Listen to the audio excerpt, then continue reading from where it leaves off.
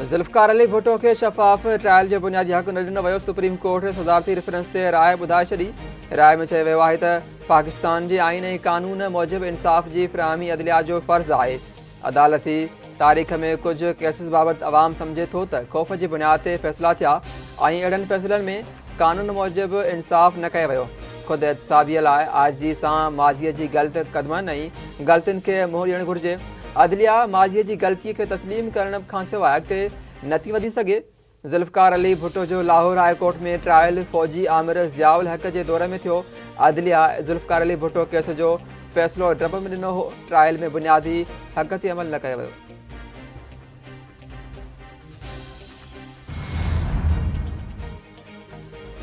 PP chairman Bilawal Bhutto Zardari शहीद ज़ुल्फ़िकार अली भुट्टो जी fi ख़िलाफ़ सदारती reference ते सुप्रीम कोर्ट जी राय खे तारीख़ी करार ॾेई छॾियो।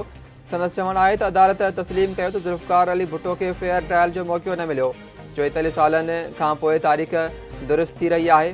भुट्टो खे फाई ॾियण वारो फ़ैसिलो हिकु अहिड़ो दाग़ हो जंहिं करे अवाम सम्झंदो हो त इंसाफ़ मिलणु ॾुखियो थींदो। हाणे असां तफ़सीली फ़ैसिले जे इंतज़ार में आहियूं।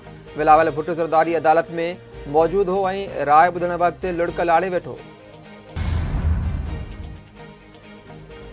शहीद ज़ुल्फ़िकार अली भुट्टो केस में सुप्रीम कोर्ट जी राय ते वज़ीर आज़म शहबाज शरीफ़ पारां आसिफ़ अली ज़रदारी ऐं बिलावल भुट्टो खे वाधायूं।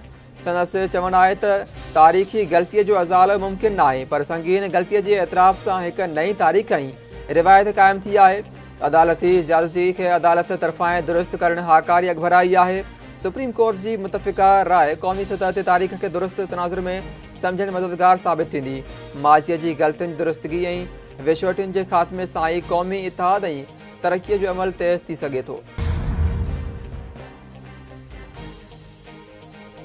वज़ीर आज़म सदारत हेठि PIA जी निजकारी बाबति इजलास। शहबाज शरीफ़ PIA जी निजकारी ते अमल दरामद लाइ हतमी शेड्यूल तलब करे वरितो। सुस्ती ऐं लापरवाही बर्दाश्त न कई वेंदी, शफ़ाफ़ियत खे यकीनी बणायो वञे। वज़ीर आज़म जी हिदायत। संदसि चवणु आहे त टैक्स निज़ाम खे जदीद बणाइण लाइ सीड़पकारी करणी पवंदी। हू मराहतुनि ते ॿधल टैक्स निज़ाम आणणु चाहे थो। थर्ड पार्टी आर्डर जो असराइतो निज़ाम यकीनी बणाइणो पवंदो।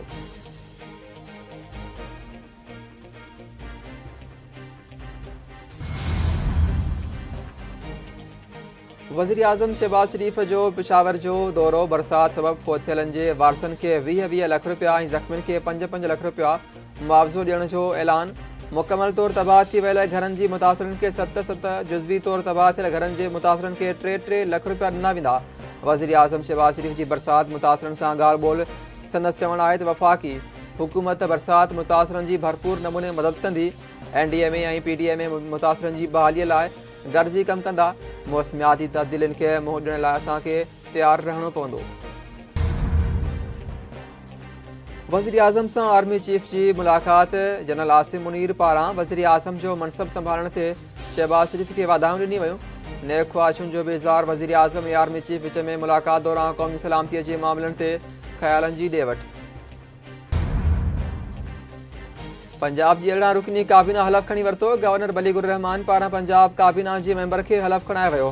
पंजाब काबीना जे मेंबर्स खे कलमदान मिली विया।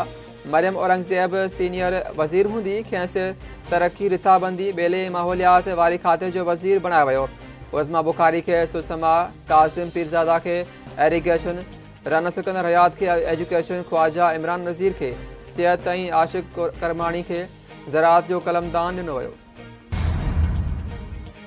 गवर्नर हाउस पेशावर में खैबर पख्तूनख्वा काबीना जी हलफ़ बरदारी तक़रीब। 15 रुकनी KP के काबीना हलफ़ खणी वरितो। तक़रीब में खैबर पख्तूनख्वा जी वॾे वज़ीर अली अमीन गंडापुर, IG ऐं चीफ सेक्रेटरीअ जी शिरकत। हलफ़ खणंदड़नि में अरशद अयूब, शकील अहमद, फज़ल हकीम ख़ान, मोहम्मद अदनान, आकिबुल्ला ऐं ॿिया शामिल। वॾे वज़ीर सैयद मुराद अली शाह जी हिदायत ते प्राइस कंट्रोल प्रोग्राम शुरू। कमिश्नर कराची सलीम राजपूत आम वापे वारी शयुनि जी क़ीमतुनि जो नोटिफिकेशन जारी करे छॾियो। अघनि ते कंट्रोल करण लाइ इंतिज़ामिया पारां प्राइस चेक कई वेंदी। खीर जे डेयरी फार्म क़ीमत 180, होलसेल 188 ऐं रिटेल 200 रुपया फ़ी लीटर मुक़ररु। खंड जे फ़ी किलो होलसेल जी क़ीमत 123 ऐं रिटेल प्राइस 130 रुपया आहे। चकीअ जे अटे जो रिटेल अघु 140 रुपया मुक़ररु कयो वियो आहे।